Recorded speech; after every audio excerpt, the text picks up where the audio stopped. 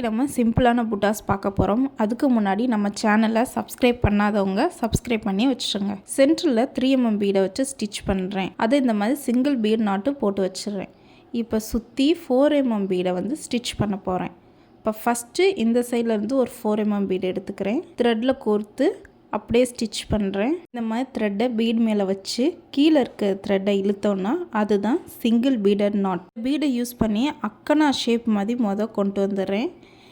அதுக்கப்புறம் இந்த கேப் ஃபுல்லாக நான் இப்போ கோதுமை பீடை வச்சு ஃபில் பண்ண போகிறேன். அதுக்கு இந்த இடத்துல இருந்து த்ரெட்டை எடுத்துக்கிறேன். அப்படியே அந்த லூப்பை மேலே கொண்டு போய் ஒரு லாங் ஸ்டிச், பக்கத்தில் ஒரு லாக் ஸ்டிச், அந்த லூப் அப்படியே இழுத்து இப்போ இந்த லூப்பில் சுகர் பீடையும் கோதுமை பீடையும் வச்சு ஸ்டிச் பண்ணுறேன். அந்த இடத்துலையும் இப்போ நான் எண்டு நாட் போட்டுக்கிறேன். அதே மாதிரி இந்த சைடு இருக்க கேப்பை ஃபில் பண்ணுறேன்.